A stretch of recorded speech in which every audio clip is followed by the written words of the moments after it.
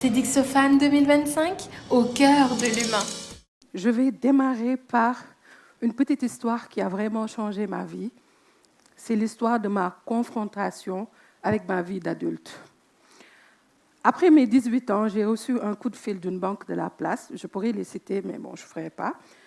Et ils m'ont dit, Madame, vous avez ici un compte en banque. On aimerait savoir si vous êtes dans un milieu professionnel ou pas, histoire de voir. C'était un compte épargne qui a été ouvert par vous, par votre père. Est-ce que vous pouvez passer? Et moi, je me suis vue comme millionnaire. J'avais rien. J'ai emprunté de l'argent à ma mère en mode « Ouais, je vais à la banque, je vais chercher mon argent, je reviens et notre vie va changer. » J'arrive à la banque, bon, bien habillée, bien comme il faut, et on m'avance les papiers. Et je découvre que mon père, mon cher père, m'avait mis 6 000 francs sur le compte. Et il avait bien pris le soin de m'avoir ouvert le compte à mes 6 ans. Donc, à mes 18 ans, de mes 6 ans à mes 18 ans, mon père ne m'a laissé comme départ pour la vie que 6 000 francs CFA. Et quand je suis revenue à la maison, je lui ai dit, mais comment tu as pu me laisser une telle somme? Il m'a dit, mais tu as de la chance. Moi, mon père ne m'a rien laissé dans la vie. Et c'est là où j'ai compris que si on voulait quelque chose dans la vie, si on est né en Afrique, au Sénégal, il fallait se battre. Et c'est comme ça que j'ai démarré mon travail d'entrepreneur. Tout le monde me connaît aujourd'hui comme la Calistassi, on va dire showrunner, scénariste qui raconte des histoires. Mais la vraie Calistassi, c'est vraiment une ball sénégalaise qui saisit toutes les opportunités de la vie. Je me souviens très bien du jour où un de mes amis voulait organiser un événement. Et je lui ai demandé, mais est-ce que tu as des hôtesses? Il m'a dit, mais pour faire quoi? Je lui ai dit, mais il faut accueillir les gens quand ils arrivent. Il m'a dit, tu en connais des gens qui font des agences d'hôtels? Je lui ai dit, mais oui, moi j'en connais, j'ai une agence. Et je suis allée prendre mes cousines, mes amis, et j'ai fait d'elles des hôtesses en fait. Et elles sont arrivées à l'événement et il fallait me voir avec elles. À chaque fois que je passais, bon, je faisais la patronne. Mets-toi bien. Ne parle pas. Dis bonjour. Dis merci. Et c'est comme ça que j'ai compris que pouvoir saisir les opportunités nous aide dans la vie, en fait. Si je n'avais pas su saisir les opportunités, il n'y aurait jamais eu une Calistassi. Parce que l'histoire de maîtresse d'un homme marié, c'est une chronique qui a démarré sur Facebook dans un groupe de femmes créé par Farinao qui s'appelait Mes livres, sexe, cuisine et bien-être.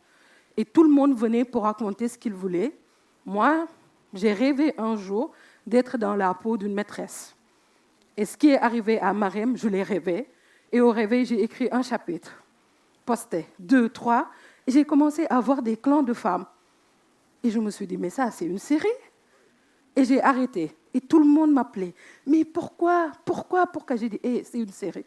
Et je suis allée toquer à plusieurs portes, voir plusieurs producteurs. Et à chaque fois, c'était non. Il y en a même un qui m'avait dit, mais a-t-on idée de raconter l'histoire d'une maîtresse? Et j'ai rencontré Mas de Marodi. Et je me souviens, quand je suis arrivée dans la série, il n'y avait que l'histoire de Marème et l'histoire de Lala.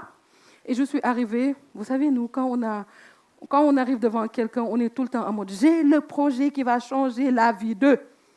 Et je lui ai dit « j'ai un projet ». Et moi, quand j'essaie de convaincre, je fais genre, je suis blasée, vous savez, j'ai un projet, ça va changer le monde. Et il m'a dit « ah ouais ?» J'ai dit « mais bien sûr !» Et il m'a dit « bon, d'accord ». Et c'est la première fois qu'une personne me disait « d'accord ». Et il m'a dit « quand est-ce qu'on démarre ?» Et j'étais en mode « ok, là, on va voir ». Et quand je suis rentrée chez moi, je me suis posée et je me suis dit « qu'est-ce qui va arriver au pire ?» C'est d'échouer. Qui échoue? Mais c'est les personnes qui tentent de faire quelque chose qui échouent. Ceux qui ne tentent de faire rien. Est-ce qu'ils ont cette peur d'échouer? Est-ce qu'ils ont cette peur de critiquer? Est-ce qu'ils ont cette peur de mal faire les choses? Mais qu'est-ce qui va arriver? Au pire, ça va être un succès ou bien ça va être un navet. Mais moi, j'aurais saisi une opportunité de faire quelque chose que je dis pouvoir faire, en fait. Et c'est comme ça que j'ai démarré cette aventure, sans rien connaître, ni à la production, ni même à l'écriture de scénarios. Parce que ce que j'écrivais, c'était une chronique. Et dans une chronique, qu'est-ce qu'on met? Un tel aime, un tel, les sentiments, c'est toujours rose. Mais quand on arrive au cinéma, on se rend compte que ce n'est pas ça. Et au-delà d'avoir un scénario, on manage des gens. Parce qu'on accueille des acteurs, on accueille des gens, on doit leur donner de la confiance.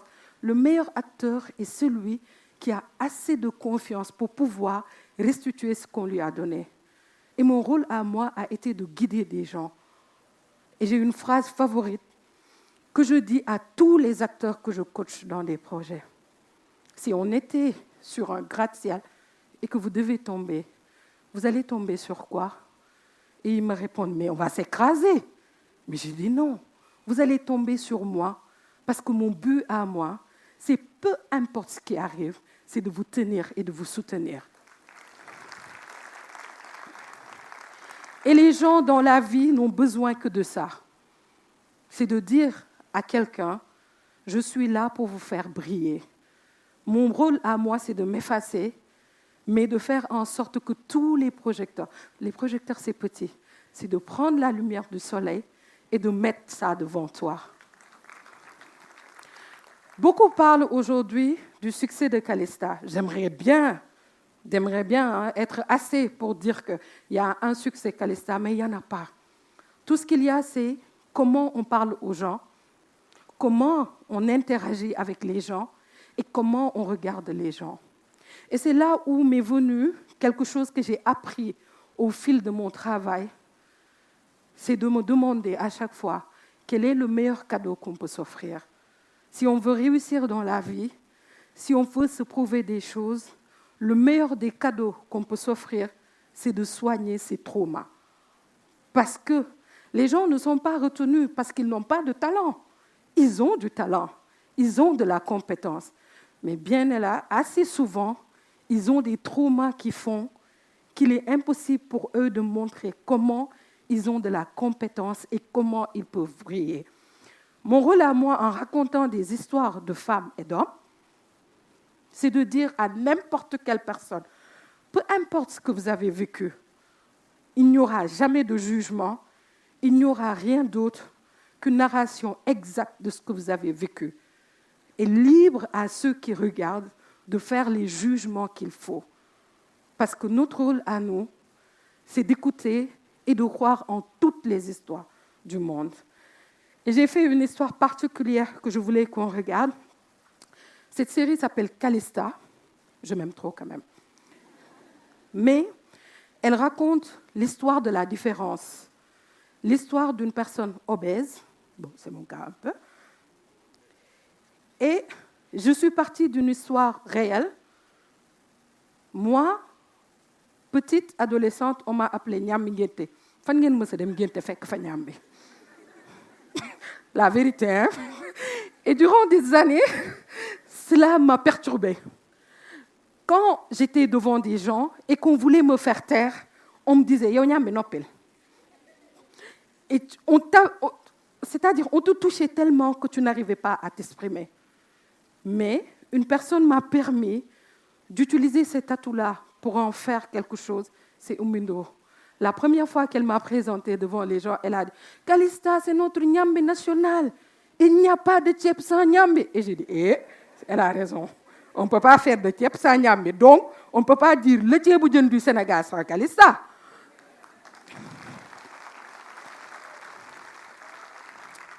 C'est pour ça que je dis, et je prends ça de Roosevelt qui l'a dit en 1910, le mérite qu'on a en tant qu'être humain, c'est tous les jours de travailler sur nous.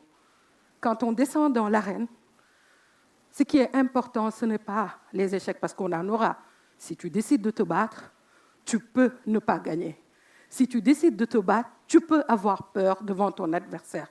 Mais tu as le mérite de t'être battu, là où les gens se sont assis juste pour te regarder.